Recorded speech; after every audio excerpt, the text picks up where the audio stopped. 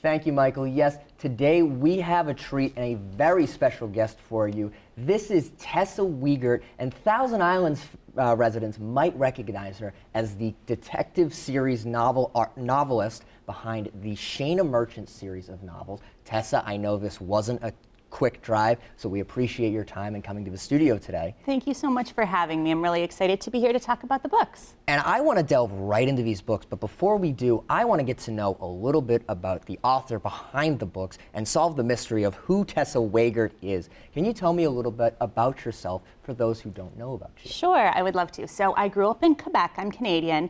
And I've been visiting the Thousand Islands for about 20 years now. My background is actually in print journalism, but I wrote a lot of fiction over the years. I wrote a lot of short stories, was always interested in fiction writing. And then when I started visiting the Thousand Islands, over the years, I started to come up with this idea for a murder mystery that would be set on one of the islands, one of the remote islands. And then it took quite a long time before I actually got up the courage to decide that I was going to write a novel and actually try to prove to myself that I could do it. And when I finally did, that book became the first in the series, which is Death in the Family, which came out in 2020. And now I'm on the 5th in the series, and there will be a 6th coming out this year. So it's been pretty quick since then. And this novel series you've written was, like you said, it was like a challenge for you. What made you want to go into this challenge, if you will, of doing something like this? Yeah, honestly, great question. I have always been a fan of the classic golden age detective type of stories, your Agatha Christie, and Then There Were None, Murder on the Orient Express, that kind of thing. And so when I decided that I would try my hand at writing fiction and writing novels, I knew that I wanted to write a mystery or a thriller. And what better place to set it than in a place like the Thousand Islands that always felt so atmospheric to me. So with the first book in the series, it's really a nod to the classic locked room mystery of the Agatha Christie days, the golden age of detective fiction.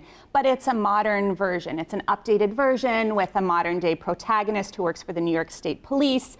It has some hints of psychological thriller subgenre to it too. It's pretty action-packed, but then there is still this puzzle box of a mystery at its core. And that's what I always love about reading mystery novels as a reader, is trying to puzzle out what really happened and what are the motives behind these crimes and what would cause someone to commit a crime to begin with. And there's a bunch of puzzles in this book, I'm telling you. You're gonna be on the edge of your seat. You're gonna be wondering what's gonna happen next. You go through chapter to chapter and you're like, oh God, what's next, what's next? But before I get carried away and start talking about Devils at the Door, I wanna know about a little bit more about the protagonist, Shana Merchant. Can you tell me about who Shana Merchant is? Yes, so she is a former New York City homicide detective who then moves to the Thousand Islands with her fiance to seek out a bit of a quieter life. She had a very traumatic abduction experience involving a serial killer that she was investigating when she was living in New York. And because she's got some PTSD associated with that experience, she moves upstate, really looking for a more peaceful existence, and realizes that she really misses police work. And so she joins the New York State Police, the Bureau of Criminal Investigation, as a senior investigator. And of course, it wouldn't be much of an interesting series if the sleepy town remained sleepy once she got there. So when she arrives in the Thousand Islands and she's in her new home in Alexandria Bay, there are murders that she needs to investigate. There are crimes that she then gets pulled into. And the books are also about the people in her circle, her new colleagues, her partner, Tim Wellington, and also the sheriff of Jefferson County, who in the book is named Maureen McIntyre. But that sheriff, at least from a professional standpoint, is very much based on the real former sheriff of Jefferson County, Colleen O'Neill, who, as I was working on the books and doing my research, I managed to connect with her, and she has been an amazing resource to give me information about what it's like to work in law enforcement in this area, because this was information that I didn't really have. I didn't have any idea how you would investigate a crime, for example, on a remote private island, and so she really helped me with all of that. And I want to delve into a little bit more of the research. You mentioned you were a journalist. How did what research was done to know? I think what I'm trying to ask is, since Shana Merchant is not familiar to this area, you mentioned before we got on camera that you were new to this whole area. Was it kind of like Tessa Wagert was in the shoes of Shayna Merchant coming into Alex Bay, going into the Thousand Islands? Yeah, exactly. I love that question. So on the one hand, it really worked in my favor to be writing a character who isn't that familiar with the area, who's new to the community, because when I started first writing this book, I felt like that too. I had been visiting the Thousand Islands for probably a dozen or so years at that point, but I had never lived in the community, and Shayna had never lived in the community before. So I could really write that very easily from her point of view as a newcomer to the town, and to, to be making this new area, this unfamiliar area, her home, and feeling a little bit like an interloper while she was doing that. But at the same time, because there is a police procedural aspect to these books, there is an investigation that happens, a murder mystery that happens in every one of the stories, that was something that I needed to educate myself about. So I participated in a Citizens Police Academy. I, again, did a lot of research, speaking with not only Colleen O'Neill, but other BCI investigators in the area to make sure that I had the facts right. And that's, I think, where my background in journalism came into play. I was really well acquainted with the process of interviewing people, conducting research, especially about topics that I maybe didn't have as much inherent knowledge about. So it all came together, and now I find myself writing these books one after another, and it's been really exciting. And now you've written 5 of these novels. Your latest is Devils at the Door. What can readers expect going into this book? Yes, so in Devils at the Door, at this point in the series, Shayna Merchant has a dark family secret. She has a blood tie to a notorious criminal. And you learn a little bit more about this backstory over the course of the books. But by the time we reach Devils at the Door, this information is public. It's in the public realm. It's national news. So for Shayna, it's very difficult because, of course, she works in law enforcement. And now there's this big controversy, the scandal surrounding her family. And her niece, who's 16 years old, named Henrietta, who lives back in Swanton, Vermont, where Shayna is originally from, is having a really hard time with the fact that this news is out in the world. She wasn't really aware of this situation until the news broke, and so she's feeling very ostracized by her friends and in her community in Vermont. And she's starting to rebel, and she's starting to push back against her parents and having a lot of problems in school. So the story opens with Shayna's brother deciding that it might be a good idea for Henrietta to come to Alexandria Bay and live with Shayna and her partner for the fall semester so that they can help her get back on track. They're really hoping, everyone is really hoping that Shayna will be a positive influence in this young girl's life, except that when she arrives in Alexandria Bay, she makes friends with some of the local kids who maybe have a morbid fascination with her family's background. And then Shayna discovers her niece at the scene of a suspicious drowning at Devil's Oven Island and starts to think that maybe she doesn't know this girl, this family member, as well as she thought she did. Yeah, Hen starts to fall around in the wrong crowd, you notice, as the book goes on. But I don't want to get into too much without spoiling it too much, because I know it gets super interesting. And you mentioned a lot of local places. People from the area will immediately recognize places like the St. Lawrence River, Bolt Castle. There's a name drop of Watertown even. Yes, absolutely, yeah. These are mostly fiction, so people, don't worry, there aren't any murders that have happened recently out here, thank goodness. However, there are some things that are based on truth. You mentioned you spoke with Colleen O'Neill. Mm-hmm. What other things were inspired in the region, and what was fictionalized?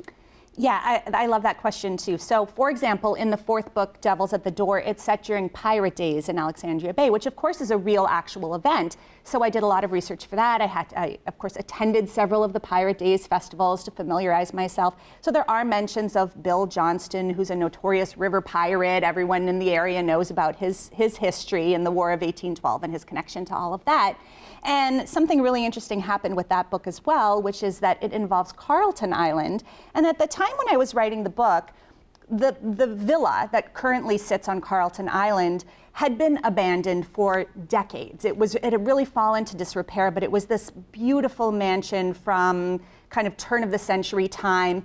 And when I sat down to write the book, thought, what a cool idea. I will turn this mansion into an inn, and I will have it be central to the story. It will be an inn that a family bought and renovated, and now it's open, and I'll incorporate that into the plot. And when I was doing the final pass of the book, really just proofreading stage, I found out from a quick Google search just to check a fact that after all these decades of really, in reality, this home, this amazing estate sitting empty, a man from Florida had bought it and was planning to turn it into an inn. So it was unbelievable because it really felt like life imitating art. And I had no idea that this was going to happen. And of course, he had no idea about the book because it hadn't come out yet.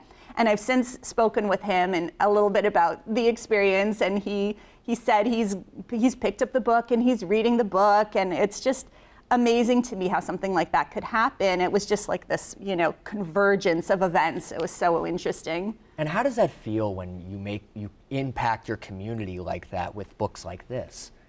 It's such an honor, and I feel a privilege to be able to write these books. And I have managed to connect with a lot of locals over the years, coming up here, doing events. And everyone has been so receptive of the series and so quick to embrace me and this character and this world that I've created. And it's really fun for me because it's a fictionalized universe around a fictional character. But because I do incorporate real places, real events, the people that I meet, the readers that I meet when I'm around here, they really have a strong bond and connection to the books because they have experiences too in a lot of these same locations that I use as settings. And I've even had people come up to me at book signings and say, listen, that character in that book, I'm pretty sure that was based on my uncle. I'm sure, because it's just an exact description of my uncle. And do you know my uncle? And it's always really interesting to me to see how people look for, read into it and look for other connections that may or may not be there. Maybe I did meet that uncle over my travels and incorporate him into the story. You just never know who's going to end up in one of these books. You just sneakily ended up in the book somehow, some way. Exactly, it happens. Now, the big question up around the studio was, she's coming from Connecticut. What is she doing up here other than just this interview? You're also up here.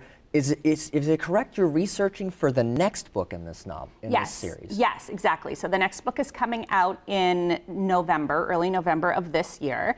And it is set in Clayton and also on a fictionalized version of Grindstone Island. So I've made several trips up here. Of course, I've been to those areas before, but I hadn't spent a lot of time up here in the winter months before.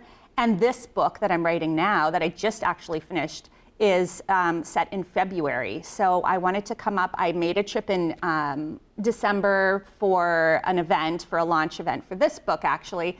And then I wanted to come up again at this time of year just to make sure I was getting my facts right and do one more tour of the area. And I found some interesting, fascinating little tidbits that I will actually, even though now the book is technically done, I will write into the story. Like I wasn't aware of the Fire and Ice Festival that occurs in Clayton.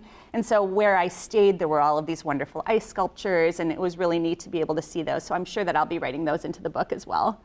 And Tessa, I'm getting the wrap-up signal, but before we go, I need to ask you one question. Where can folks go to purchase Devils at the Door or learn more about you as an artist? Yeah. Well, they're all available anywhere that books are sold, on Amazon, Barnes & Noble stores, and also at the Little Bookstore in Clayton. I always like to plug the independent bookstores because they have a special place in my heart. So actually, you can usually get signed copies at the Little Bookstore in Clayton. But again, yes, they're available online too. And I'm always up here in the summer months doing all kinds of events and book signings. So any readers who might want to come and meet me one day and talk about the books can always keep an eye on my website, which is just tessawegert.com, for news about events and upcoming book festivals and other things that I'm participating in. Well, folks, you know what to do. You know where to go. I can't recommend this book enough. It's a great read from beginning to end. And Tessa, thank you so much for coming to the studio today. We really appreciate your time. Thank you so much for having me. This was lovely.